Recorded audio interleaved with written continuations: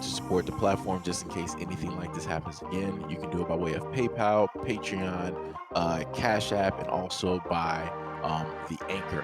And you can also further support the platform by way of going to the Teespring store or the shoe store that is located in the comment section below.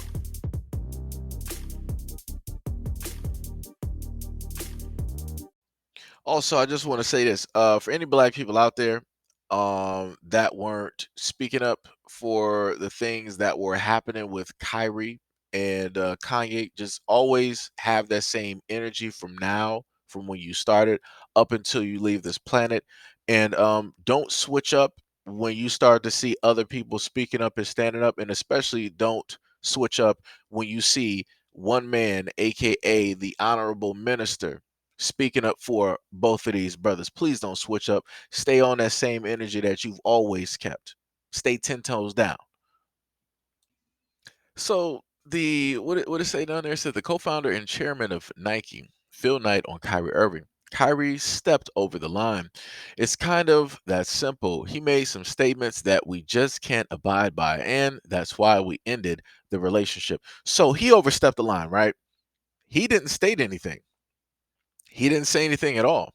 Y'all got mad because he had a link to a documentary that, due to the fact that you guys decided to blow that whole thing up, this is why it became number one on Amazon. If you guys just decided not to make this a large thing and wanted to poster it all over social media, that documentary would have never been number one. If you would have came to Kyrie quietly in the background, a lot of these things would have not have happened, and a lot of people wouldn't be having the conversations that they're having. But because you decided to make a black man who was a basketball player, who is trying to work on trying to find himself and to identify who he is, his lineage and everything like that, because he's doing that searching, that soul searching, getting that knowledge base and that understanding, and because you're so much against that, the plan that you had did not end up being the plan that you had, and the ending that you sought for that plan is not exactly what you thought that ending was going to be. Because I'm a little bit confused. In the next part, right to the right, it says that, just so I'm clear, these factory workers, which are 80% female, are making Nikes for 20 cents an hour and working 70 to 80 hour a week. So Nike can profit enough to pay Colin Kaepernick millions to speak out against oppression and injustice. Mm, that is a little bit weird. That is a tad bit weird there. But like I said before, it is what it is. But the main problem with this is the fact that you're paying these people cents, but they're making you hundreds of millions, if not billions of dollars. If Nike actually cares, right, about humanity, right? If they care about ethics, as they say, then why not take those factories from China and move them to the United States so that American people, will have jobs, that, profits can, in a sense take place, and that people will get paid a decent wage as they deserve. And then last but not least, we got the man, the great of greats, the king of kings, Brent Favre, right? The one that can just magically steal millions and nothing ever comes from it. It states that Brent has made, sorry, Brett, they all look the same. Brett has made millions of dollars from a number of endorsements, both during and after his NFL career. Prilosec, Foot Locker, MasterCard, Nike. Nike's up here. Wait a minute. Hold on.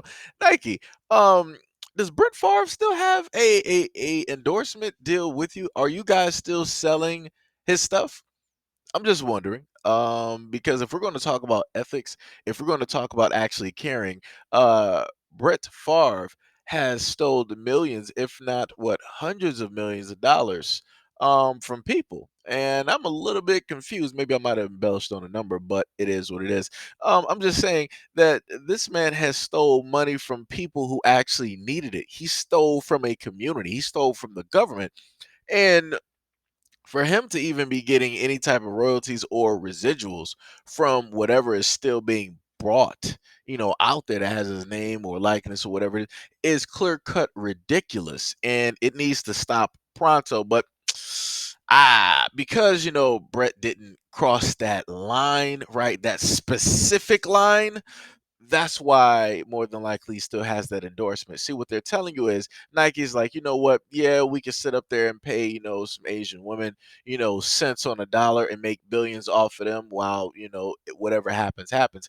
And yeah, we can sit up there and have an endorsement deal with Brent Favre, even though he stole millions, if not hundreds of millions of dollars away from people and lied and stole this money not only from the community, but he also stole it from the government as well and misused and misrepresented that money and the purpose for what that money is going to be used for. Even though he did that, he still didn't do what? People cross that line. So, like I said before, if people want to be mad at two black men, people might want to pay very close attention to what it is that people are stating and how it is that they are saying it, because the writing is directly on the wall, right?